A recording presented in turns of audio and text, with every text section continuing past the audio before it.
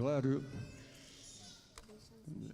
para cuidar, claro que para falar desse assunto não é muito fácil.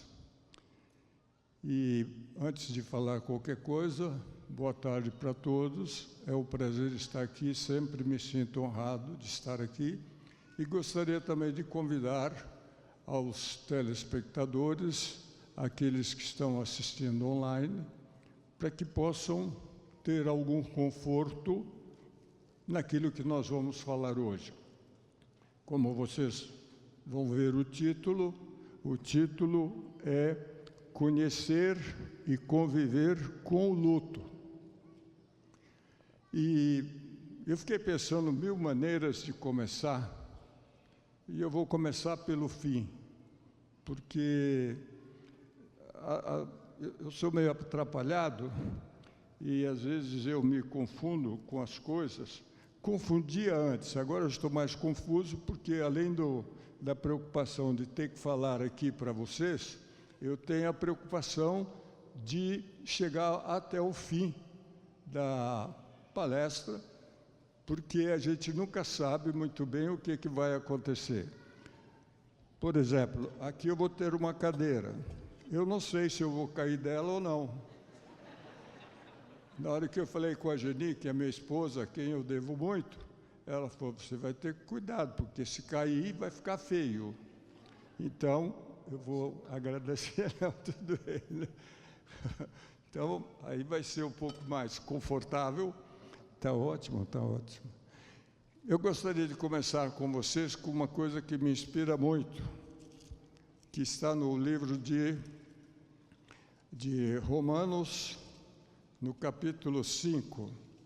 É um versículo, ou são dois versículos, que eu gostaria de começar com vocês, que precisaríamos pensar um pouco mais neles, porque às vezes a gente lê, e eu gostaria de começar dizendo para vocês que a gente ter informação não adianta nada. Você simplesmente tem aquilo acumulado no seu cérebro, na sua memória. Toda informação precisa ser transformada em ação. Quando você transforma a informação em ação, então aí você conhece. Por isso o título hoje é Conhecer. Isso é transformar em ação aquilo que você sabe. Porque se você transformasse o que você sabe em ação, você não teria tanta dificuldade de se adaptar à vida e de viver uma vida melhor, mais tranquila, mais satisfeita, com menos ansiedade. Mas o que acontece? Nós sabemos, mas não praticamos. O adventista do sétimo dia, de acordo com Helena White, era para ser a pessoa mais feliz do mundo. E às vezes nem é isso que a gente encontra quando vai fazer uma pesquisa real da vida. Então veja o que diz aqui Romanos 5, 3 a 5. E não somente isto, mas também nos gloriamos nas próprias tribulações. Veja o que diz para você fazer: se gloriar nas tribulações, sabendo que a tribulação produz, algumas traduções dizem paciência e outras dizem perseverança. Tanto uma como outra é adequada. Mas primeiro você vai começar que a tribulação cria paciência. E quem vai para o céu, lá em Apocalipse 14, 12, ou 12, 14, diz o seguinte, que quem vai para o céu, quem é o povo de Deus? Aquele que pratica a perseverança, ou outras traduções dizem paciência, principalmente antigamente. Então, são duas coisas importantes: tribulação, paciência. E a paciência, de acordo com a continuação do versículo, produz o quê? A perseverança produz o quê? Produz a experiência. E nós vamos citar para vocês muitas experiências que a pessoa sente, o que ela passa quando ela está em luto, que é tudo adequado, não tem nada errado. Agora, quando você tem com você, dentro de você, internalizado e transformado em ação, que é a tribulação, você sofre, paciência, você tem, experiência, você tem, aí você alcança o quê? Quem quer falar? Quem está vendo na Bíblia? A esperança. E agora, qual é a única coisa que não falha? O que diz aí? A esperança nunca falha. Então, se você quer vencer o luto, lembre-se dessas 4 palavras do apóstolo Paulo. Muito bem, mas eu não quero me meter nisso, porque o pastor vai falar sobre o lado espiritual. A psicologia e a religião estão cada vez mais interrelacionadas.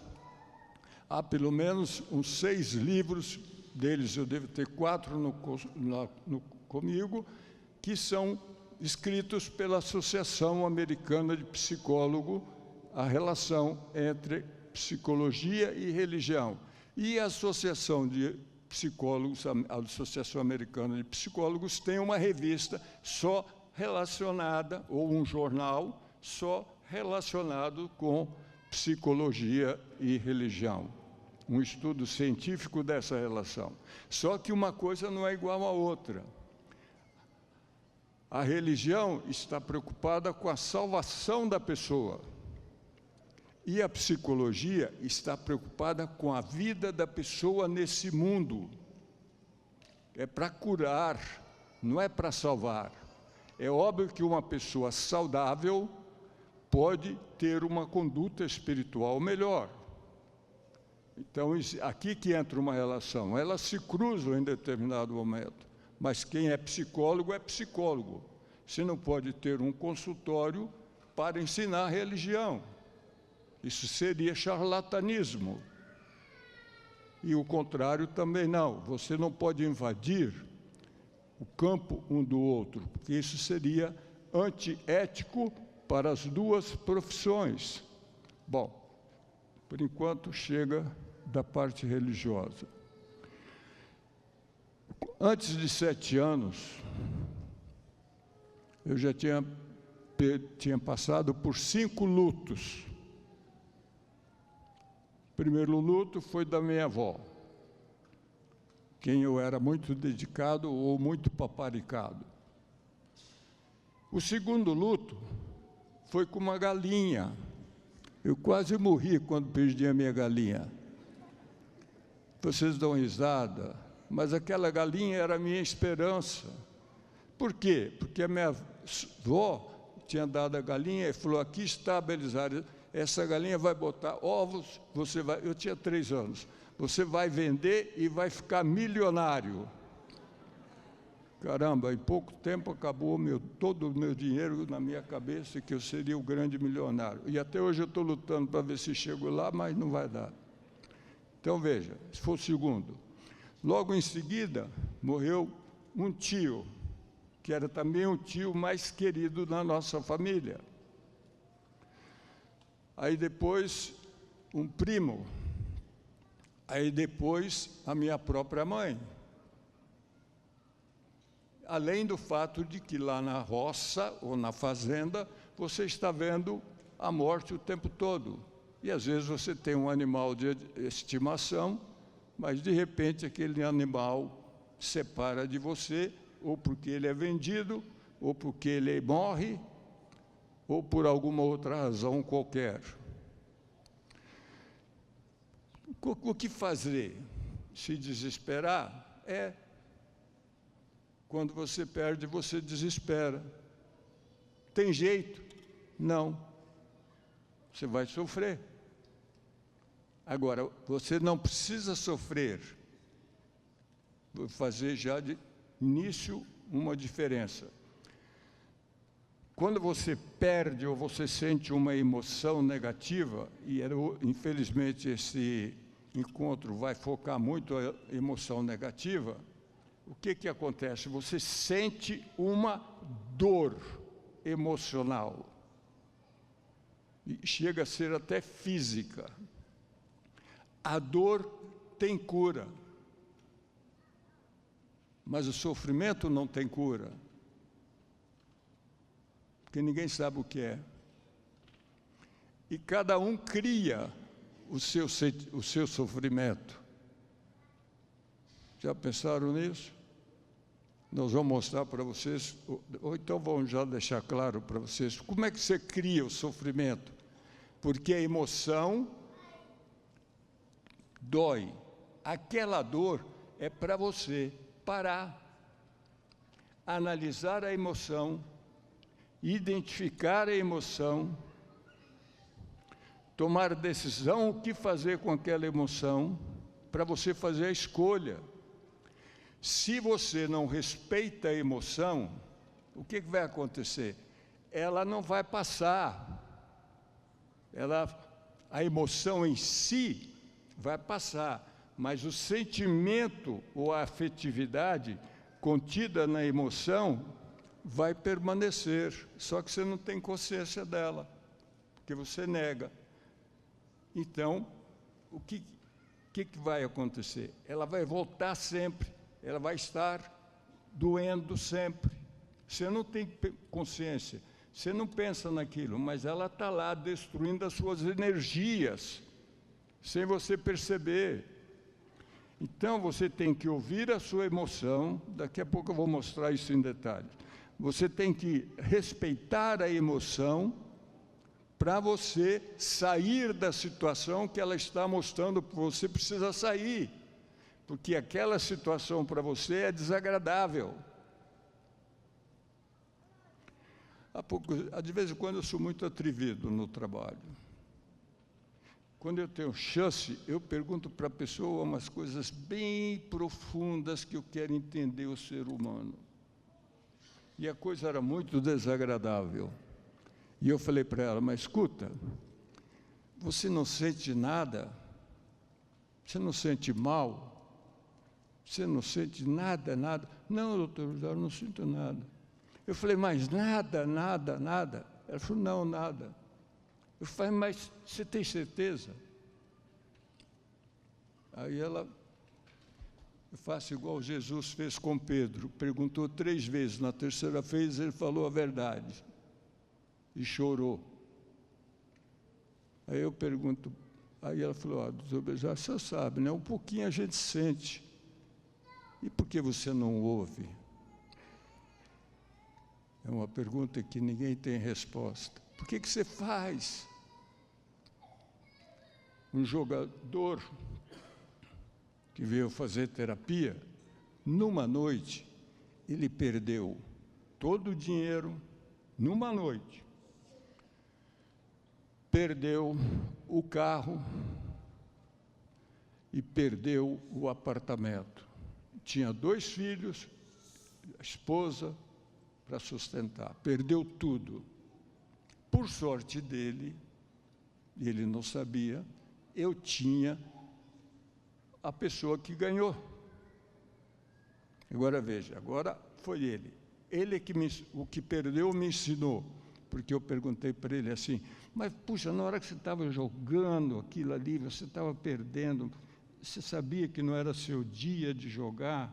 Porque quando você começa a perder, não vou dar regra, mas não é bom. Então, aí eu falei para ele, escuta, você não sentia nada? Não, doutor Bejar, eu só queria recuperar o dinheiro perdido.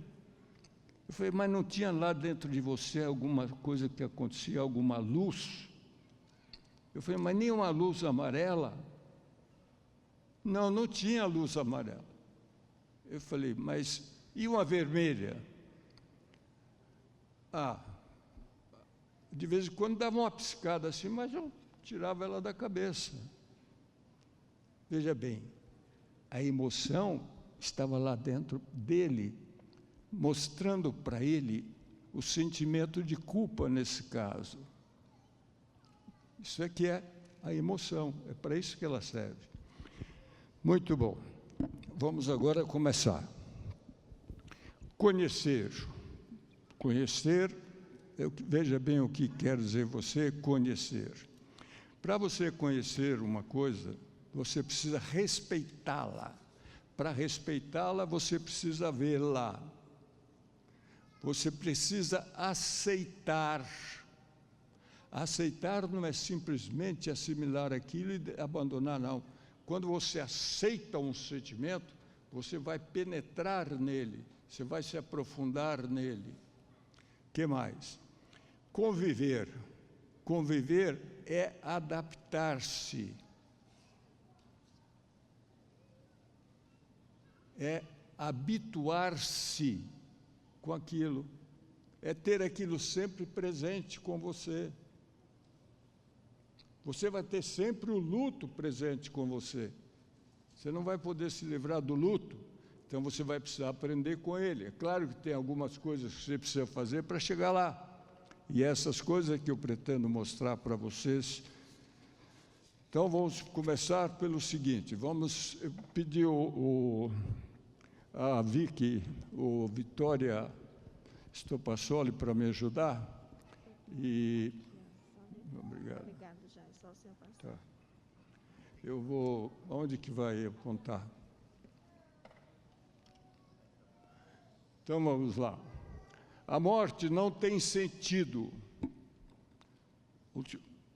Nós falamos muito pouco da morte porque não é agradável. Mas nós deveríamos falar mais. Às vezes, quando a pessoa que eu estou conversando fala da morte, eu falo para ele, não, eu tenho pouco tempo para viver. Que é isso, doutor Belisário? O senhor está jovem. Eu dou risada. Porque como é que eu estou com 90 anos, vou estar jovem? Estou sentado em vez de estar de pé, andando para lá, para cá. Eu sei o que acontece. Ninguém vai muito longe. Passa um pouco de 100, tudo bem, mas não sei se eu vou passar. Eu não sei se a hora que eu sair daqui eu caio na escada. Quem vai saber? Ninguém sabe. Então não vamos falar nisso. Tem pessoas que dizem, não vamos falar nisso. Não, aquilo que você tem medo é que você deve falar. Porque aí, por exemplo, a pessoa falar que eu vou morrer amanhã ou depois, está tudo bem. Eu já sei disso. E creio nisso. Por quê? Porque eu falo da morte tranquilamente. Então, veja, a morte é um mistério, chamado mistério do absurdo. As duas coisas são absurdas. O mistério é absurdo e o absurdo também é absurdo. Já pensaram? Você pode pôr a frase dos dois jeitos que você quiser. O mistério é desafiador. Tão desafiador que nós jamais conseguimos penetrar nele. O que mais? Apesar da morte ser temida, veja como a coisa é complicada. Apesar dela ser temida, é ela que dá sentido para a vida. Por quê? Porque nós estamos sujeitos ao tempo. E é ela que nos ensina a usar o tempo.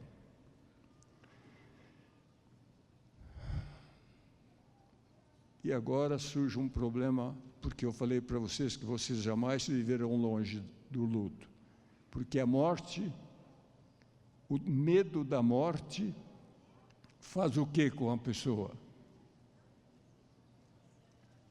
O que faz? Cria a ansiedade existencial. Ela mostra para você que você é limitado, que você é finito. E nós não gostamos disso, nós queremos ser infinitos. Nós queremos dominar o mundo e o universo. Muito bom. E o luto é normal, o luto é real na vida de todas as pessoas.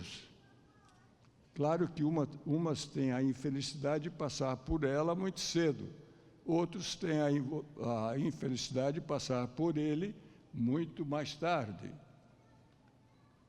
Eu fico pensando, qual dos dois está mais preparado para a vida? Aquele que passou cedo ou aquele que vai só compreender a morte muito mais tarde na vida? É difícil você responder, nem sei se teria resposta. Nós temos, o que é o luto? É uma perda, é uma reação a uma perda. Perda de uma pessoa, perda da segurança, perda da confiança, perda de uma pessoa qualquer, em várias dimensões do relacionamento, perda da autoestima. Você perde muitas coisas. Aliás, quando você toma uma decisão, você perde. Hoje estava conversando com a Geni sobre isso, e ela fez umas perguntas, e eu fiz um esquema para ela. Cada ponto da vida, você tem um conjunto de escolhas com várias alternativas, mas quando você escolhe uma, naquele momento, naquele instante da vida, passou. Todas as outras você perdeu. E às vezes você tem 4, 5, 6 oportunidades. Imagina uma moça no colégio para escolher um namorado. Ela tem o dormitório inteiro. Ou não? O rapaz também, dormitório feminino inteiro. Mas na hora que ele escolhe uma, naquela fase, naquele momento, dançou, não pode ter mais ninguém. Perdeu todo o resto do dormitório. Já pensou? Quando eu penso nisso, eu falo, puxa vida, quanta oportunidade perdida. Nossa, Geni. Muito bem. A perda mais dolorosa é exatamente a morte. Se bem que, para algumas pessoas, há outra coisa que é mais dolorosa. Mas a mais dolorosa, essas outras coisas apontadas, vêm em segundo e terceiro lugar. A primeira é a morte. Onde vocês descobrem isso? Numa escala de avaliação do estresse do ser humano. Numa pessoa chamada Thomas Holmes e outro é o R.H. Rahe, R-A-H-E. Então, esses dois fizeram uma escala de 43 itens. As coisas mais dolorosas para o ser humano é o quê? A morte, o divórcio e a separação. Quando eu olhei isso aqui, eu fiquei impressionado. Nunca tinha parado para pensar, já li essa escala várias vezes, em diferentes livros. Mas eu fiquei pensando, que interessante. As três é o afastamento. As três é o afastamento. Já pensaram? Aí mostra para vocês uma coisa importante. Depois de você, a coisa mais importante na sua vida é o outro, de quem você vai precisar na hora do luto. A separação é dolorosa, a perda é dolorosa, mas também pode ser um momento de crescimento. É preciso lembrar que o luto não é doença. Você não pode falar para a pessoa parar de sofrer. Você tem que ajudar a pessoa a sofrer. Não é fazê-la sofrer, é ajudá-la a passar pelo sofrimento. Você precisa ajudar a pessoa a passar pelo sofrimento. Por quê? Porque ela está numa situação normal, não é para mandar a pessoa calar. Quando eu estou perto de alguém que faz uma criança calar a boca, ou fala para a pessoa que está chorando em desespero, chega disso, para que isso? Uma estupidez para lidar com o ser humano. Eu gostava muito de uma canção, encosta a sua cabecinha no meu ombro e chora. Caramba, quando eu ouvi essa música, dava vontade de chorar mesmo. Quer dizer, que beleza, que afetividade, que empatia. Mas eles sabiam o que era sofrer. Esse sofrimento dura de 6 meses a 2 anos. De 6 meses a 2 anos. Vai sempre decrescendo. E a Elizabeth Kubler-Ross entende disso, escreveu vários livros sobre a morte e o morrer, e ela dá 4 fases pelas quais você passa. Se bem que essas fases são utópicas ou teóricas. Por quê? Porque elas estão juntas o tempo todo. Você não pode separar isso. Vamos lá. Primeira delas, assim que há a perda, você sofre um choque. Você sofre um choque. É como se uma catástrofe desabasse, uma catástrofe astronômica caísse sobre a sua cabeça. Nesse estado de choque, você está entorpecido. Você não consegue ouvir nada. Por quê? Porque você está totalmente dominado pela emoção, que vamos mostrar daqui a pouco quais são. A segunda fase é a fase do anseio. Isso é, vem uma saudade dos momentos vividos, só lembranças boas. E você fica entretendo aquilo, mas de repente você cai e aí você entra na depressão. Não é que é uma depressão patológica, é uma depressão normal naquele momento, que é o momento que você está num desespero muito grande. Depois dessa emoção, o que vem? Aí vem a recuperação. Mas isso desde do momento que a pessoa morre, que você perde, aí você entra nesse processo, mas ele é dinâmico. Nós não podemos separar nada do ser humano assim tão bonitinho, tão linear, porque isso tudo é uma dinâmica só. E nem você tem só um sentimento. Você tem vários sentimentos ao mesmo tempo. O processo do luto é variado de pessoa para pessoa. E dentro de cada pessoa ele se manifesta diferentemente cada hora. Por isso é uma confusão total nesse período de 6 meses a 2 anos. Se bem que a média é 1 ano. Isso sempre foi respeitado. Muitas pessoas, onde eu morava, usava uma tarja preta no braço ou usava roupa preta por 1 ano. Que era para quê? Para ninguém incomodar a pessoa. Não cobrar excessivamente da pessoa. Agora, hoje as pessoas cobram que você nem passe pela experiência.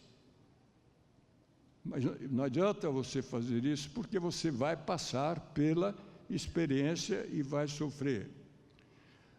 Conforme a duração da patologia da pessoa, é claro que o seu luto começa, às vezes, antes da morte. Por quê? Porque, ao começar a vir o diagnóstico fechado, terminal, aí você já começa a se preparar e sofrer. Você já começa a matar a pessoa até certo ponto, querendo que ela morra logo. Parece ridículo, não, mas é isso mesmo que acontece com o ser humano. Você tem pensamento bom e pensamento ruim. Daqui a pouco vocês vão ver um outro pensamento que é pior ainda.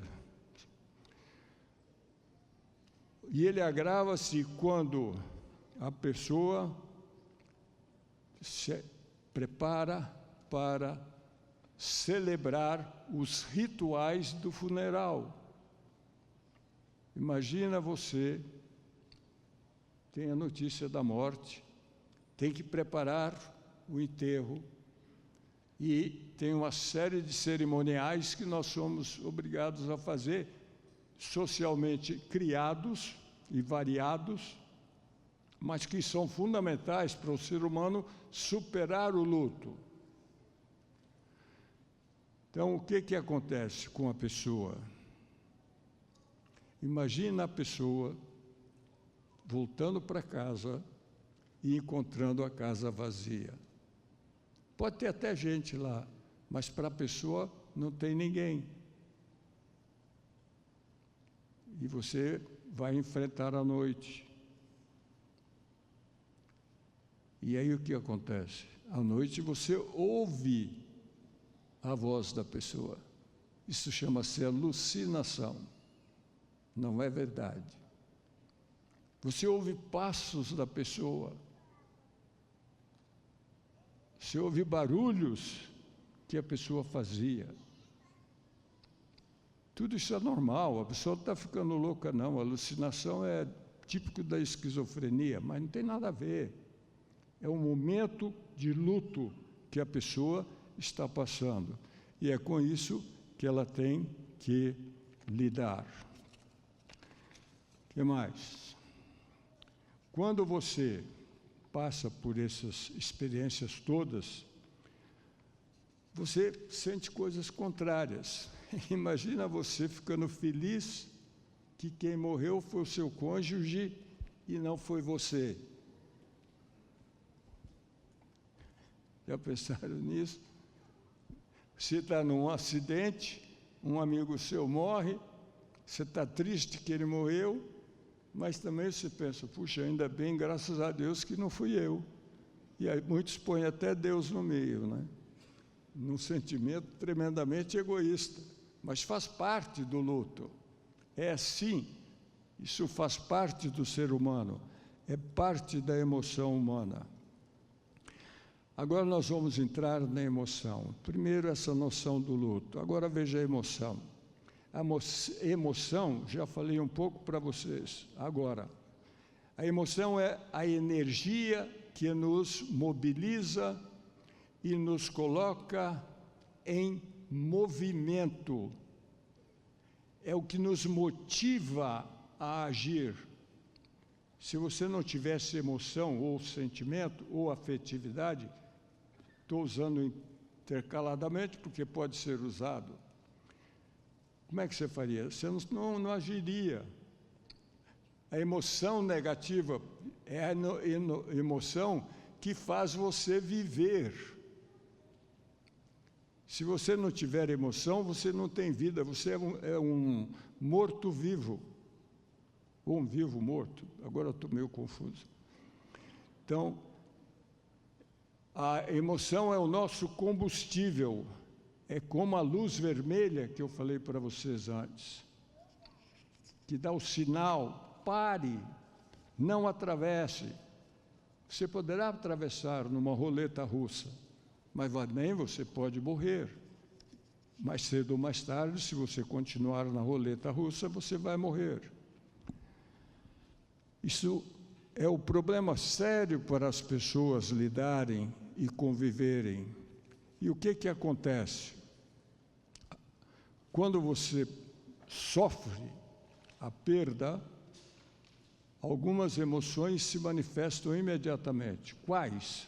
Primeiro, a tristeza. Aliás, isso depois que você negou, passou pelo choque, etc. Então, aí vem aquela tristeza profunda. Você nega para sobreviver. Não é que negar está totalmente errado. Eu sempre digo, tudo que não presta é bom e tudo que é bom não presta. Depende do quê? Da dose. Estava falando com uma pessoa muito inteligente, um empresário, essa semana, e ele falou para mim, depois que nós entramos lá numa discussão meio filosófica, e eu fui respondendo as perguntas dele, ele falou, bom, mas isso depende do equilíbrio. Eu falei, bom, meu filho, eu estou partindo do pressuposto que nós temos bom senso e sabemos o que é o equilíbrio. É claro que você tem que ir para o equilíbrio. A pessoa se desorienta quando ela sai do equilíbrio. E a emoção funciona para quê? Para conservá-lo no equilíbrio. Então, primeiro, a tristeza. O que eu faço com a tristeza? O que eu faço com a tristeza? Nego? Recuso sentir? Não. Bem-aventurado aqueles que... Faz o quê? Bem-aventurado aqueles que choram. Vocês têm medo de falar no choro? Repete para vocês. Bem-aventurado aquele que... E outra vez. Isso, chora. Chora, meu filho, chora. Grite, esperneia, morda a toalha, porque você precisa botar para fora. Quando a pessoa não vive o luto, ela vai para o consultório, e eu tenho que viver com ela a experiência dela no consultório, passar passo a passo, desde que a pessoa morreu até a hora que nós estamos ali conversando, até a hora que ele foi sepultado. Passo a passo. Quando você, no final, diz para a pessoa assim, agora diz adeus. Na hora que a pessoa diz adeus, ela explode em choro. É uma explosão de choro. Ótimo! Deixa você chorar. Porque quando a tristeza, a única maneira de você aliviar é chorando. É por isso que você fica triste. E para que a tristeza? Para você separar-se, para você largar o que você não tem mais, para você continuar a vida de uma forma diferente. É só para isso. Mas, ao mesmo tempo, você sente tristeza, você sente raiva, porque a pessoa morreu, você sente raiva de você, porque você está com raiva que ele morreu, você tem sentimento de culpa, você tem medo e você tem também vergonha. Justo você foi selecionado. Isso aqui está fervendo dentro de você. Não tem como você escapar. Sempre reconheça que a emoção é que mantém você vivo, que dá para você a noção do tempo. A raiva, veja que expressões bonitas de um homem chamado John Bradshaw.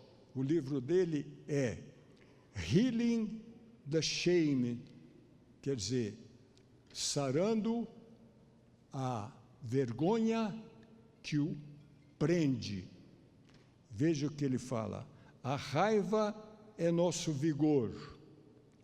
O medo é nosso discernimento. A tristeza, a nossa saúde. A culpa, a nossa consciência. E a vergonha nos limita. A culpa e a vergonha são chamadas de emoções morais. Ela é que sustenta a moral humana. Porque se a pessoa não tiver vergonha e nem culpa, ela é uma patológica no sentido de sociopatia. Isso é fundamental, que você sinta. No luto, você vai sentir todas essas emoções. Não tem nada errado, você não está doente. Agora, os sentimentos, a raiva, a tristeza, o medo, a vergonha, são emoções, picos. Agora, o sentimento é uma mistura, não só de emoções, mas de outras afetividades. E os sentimentos que você sente, agora vem uma lista, que é todos normais. Você sente desespero, você sente indiferença, apatia, você sente ansiedade, você sente depressão, você sente uma futilidade. Uma futilidade. Alguém teve um diagnóstico de câncer e ontem falou para mim: Belisário, minha vida mudou depois que eu tive o diagnóstico. Por quê? Porque tudo aquilo que eu dava importância, agora eu não dou mais. Sabe o que eu estou fazendo? Pensando mais nas coisas espirituais. Aliás, eu tenho 3. Um caminhando para o doutorado e 2 grandes industriais. E disseram para mim, os 3 praticamente falaram essa mesma coisa essa semana. E você tem que ajudar a pessoa a achar também uma espiritualidade que mais se interessar na vida. Então, esses são sentimentos que a pessoa vai sentir. Depois, o que mais? Então, veja, ela tem emoções, sentimentos e experiências. Isso é, ela vai viver. Quando eu estou falando de experiência, estou falando da sua vida. Então, nessas experiências, você vai experimentar uma agitação insuportável. O que mais? Uma impaciência com tudo, dificuldade de concentração, o sono totalmente perturbado. Vai passar. Não é uma coisa que a gente gosta de ouvir quando está sentindo, mas você tem que saber que aquilo não vai matar você. Você está apenas vivendo o luto. Seus pensamentos ficam na mesma coisa, são repetitivos, são obsessivos, e a maioria deles relacionados com o morto. E tem uma série de sintomas físicos, dor por todo lado, mas não significativas, de origem emocional. Você tem um desinteresse por tudo e por todos, e uma preocupação exagerada consigo mesmo. Nessa situação toda, você procure cuidar para não se envolver em alívio rápido. O mundo hoje é líquido, é rápido. Cuidado, porque isso poderá ser pernicioso. Álcool, drogas, sedativos, relações duradouras e muito cuidado para não se casar antes de 6 meses, porque toda pessoa que casa antes de 6 meses é certo a separação de acordo com as estatísticas. Cuidado com decisões importantes, vender casa, comprar isso, comprar aquilo. Isso não é uma coisa que você deva fazer, porque senão você vai se meter em encrencas. O que mais? Lembre-se que o passado não é rompido com rapidez. Você vai melhorar, mas o que você passou e continua passando, vai demorar um pouco de tempo. Você deve enfatizar o positivo e não combater o negativo. Nunca combata o negativo, você está perdendo seu tempo, você está mantendo o negativo com você.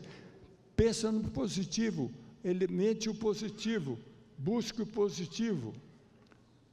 Se você quer melhorar, promova coisas boas, positivas, saudáveis, construtivas, certas, em vez de você ficar se defendendo de coisa negativa, porque se você se ocupar de coisas positivas, não vai ter lugar à negativa, e o seu sofrimento, portanto, será muito menor dali para frente. Que mais? Viva o presente, sem carregar o passado e sem se preocupar com o futuro. A depressão é passado, a ansiedade é futuro. Para quê? Isso tudo são emoções oriundas, ou sentimentos oriundos do medo. Você vai passar muito medo. Agora veja isso aqui. A eficácia do positivo, do certo, da promoção, na cura é superior a tudo aquilo que é preventivo e negativo. Agora você tem duas preocupações. Não se preocupe que está chegando no fim, tá bom? Vocês têm duas preocupações básicas na vida. Pensamentos saudáveis. Todos os seus pensamentos devem se voltar para coisas que contribuam para o seu bem-estar e não para o seu mal-estar. No luto você já tem muita coisa para desgastar a sua energia. Procure sempre pensamentos saudáveis, no sentido de saúde. E a segunda coisa importante é o enfrentamento dos eventos e problemas do dia a dia da vida. Para isso você pode fazer duas coisas, aliás, algumas coisas. Primeiro, é você que constrói a realidade. Quando você percebe uma coisa, você não percebe aquilo. Você não percebe o fato. O que você percebe, então? A interpretação do fato. E as suas decisões vão ser baseadas na sua interpretação. Por isso que há tanta confusão entre os seres humanos.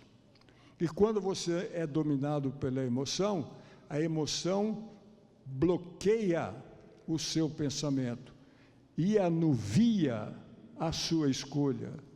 Por isso que você precisa ter cuidado e viver esse momento de sofrimento que você tem todo o direito de vivê-lo enquanto você precisar.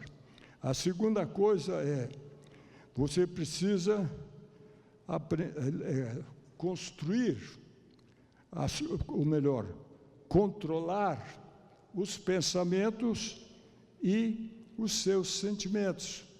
Não é que você não vai ter, você vai regulá-los, você vai administrá-los, porque à medida que você administra, você não vai entrar em desespero tão grande. O que mais? Você deve aprender a construir, ou você vai ter que construir narrativas, explicações, histórias para você poder se entender. Você tem que se explicar. Nessa busca, nós damos explicações, nós justificamos, nós apresentamos razões, nós procuramos sentido para viver. E aí você, se conseguir nisso, buscar sentido para viver, você está perto da restauração, da renovação, da transformação. E uma coisa que me ajuda muito, assim como Paulo me ajuda, Moisés também me ajuda com as palavras que Deus disse para ele. Eu gosto muito de palavras de entusiasmo, de positivas, para frente, esperançosas, cheias de vibração. Veja bem, Deuteronômios 3:16, ou perdão, 31:6. O que diz? Um pensamento fantástico. Sede fortes e corajosos, não temais, nem vos espanteis. Deus é quem vai convosco. E aqui ele está falando vós, para a igreja, como eu estou falando agora, estava falando para o povo de Israel, antes de entrar na terra de Canaã. E aí ele pegou e disse assim no verso seguinte, 2 versos depois, 8. O Senhor é quem vai diante de ti, Ele será contigo. Veja que maravilha. Não te deixará, nem te desamparará. Não temas, nem te atemorizes, porque o Senhor está contigo. E vou aproveitar, vou avançar uns 2 minutos mais ou 3, para mostrar para vocês que isso tudo que eu falei é possível. Eu tenho uma amiga que é psicóloga, conheço já há quase 40 anos, aliás, mais de 40 anos agora, já uns 45 talvez, e essa pessoa muito influente, muito boa, uma pessoa tranquila. Ela não era adventista, depois se tornou adventista, mas eu a olhava na sala de aula e pensava comigo mesmo, mas que menina extraordinária. 18 anos ela devia ter naquela época, primeiro ano da faculdade. E eu fiquei olhando para ela e aquilo me impressionava, que comportamento lindo.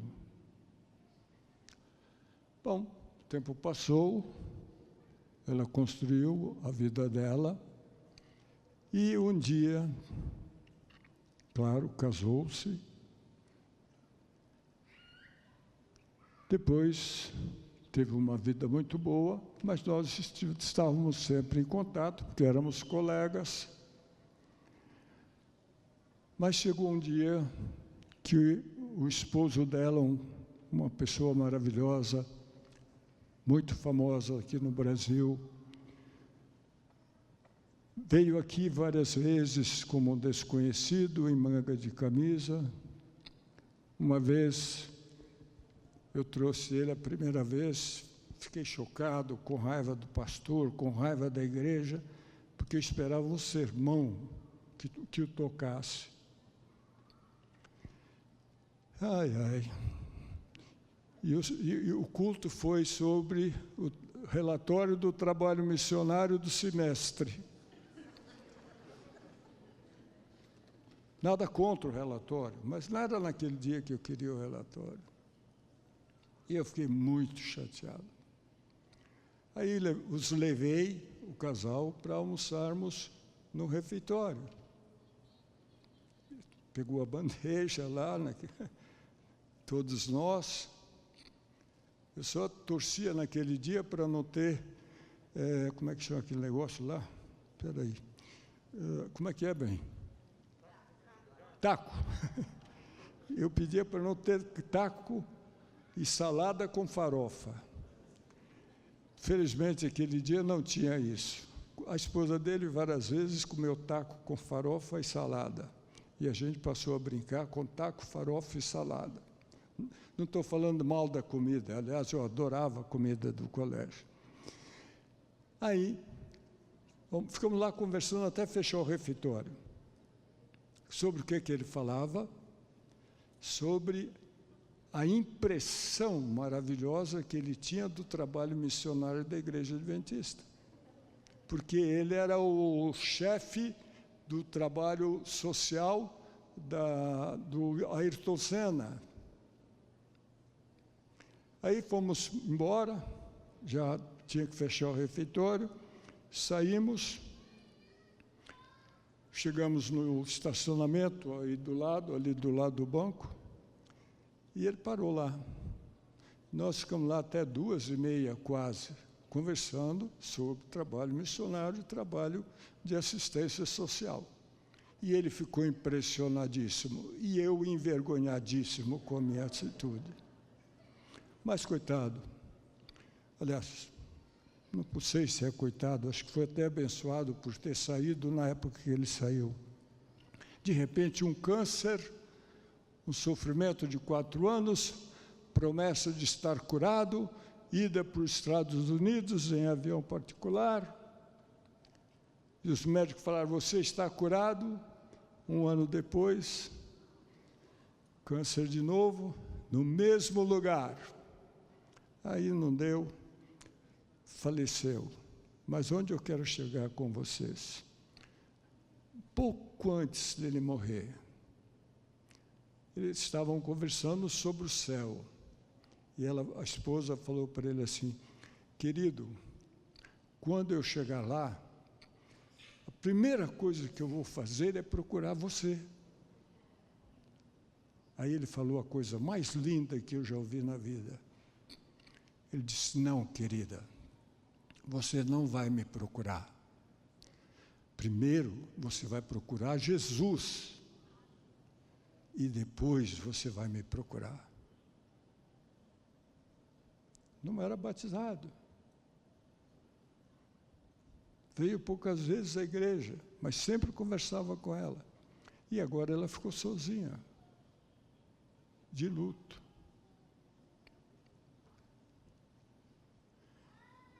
Como que ela enfrentou isso? Porque ela tinha os pensamentos dela voltados para Deus, para essa esperança. Tenha a esperança. Que esperança linda! Quando eu abrir os olhos, eu vou procurar Jesus.